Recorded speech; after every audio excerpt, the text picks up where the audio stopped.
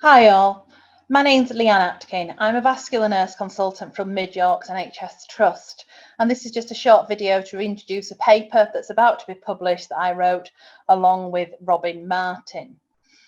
The paper is relating to the problems with compression therapy for patients with venous ulceration and the issue of pain. So, many of you out there will be treating patients with venous ulceration, and we know that patients with venous ulceration respond really well to compression therapy. And we know this from level 1 evidence. The problem is that actually many patients find compression therapy uncomfortable.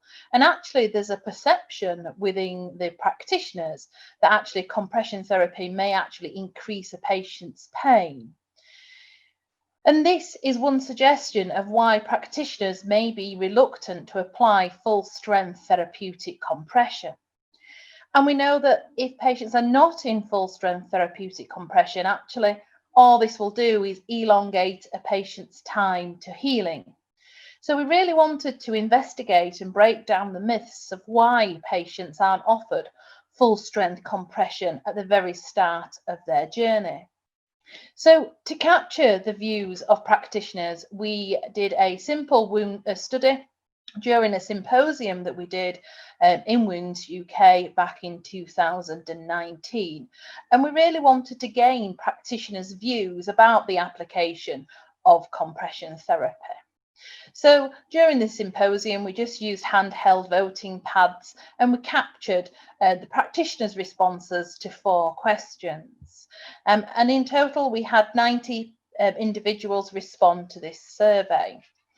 And it was really interesting that actually nearly 40% of practitioners out there treat 6 or more patients a day suffering with painful lower limb ulceration. So most practitioners out there are treating patients with painful wounds and recognise this as an issue. 80% felt confident in managing patients' pain with leg ulcers. But when we spoke to them actually to try to drill down of what did this mean, the practitioners thought that they were managing a patient's pain by simply an onward referral back to the GP or to a pain management team. I would argue as a practicing clinician that actually all you're doing is moving that patient on and you're not actually helping in terms of managing that patient's pain.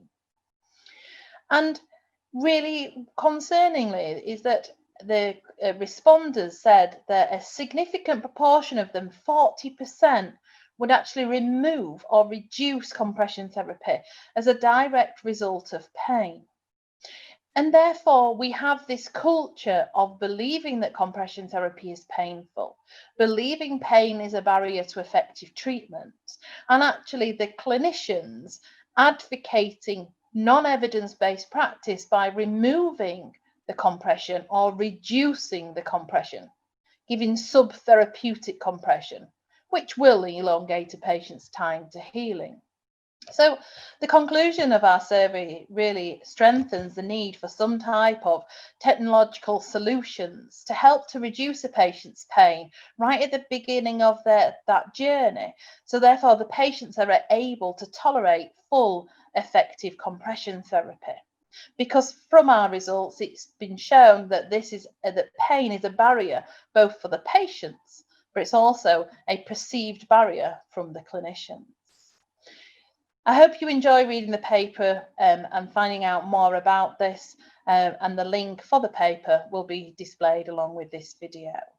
If you've got any questions or any comments, myself and Robin would welcome some conversations in relation to this paper. Many thanks for spending a couple of moments watching this video, and we hope you enjoy the publication.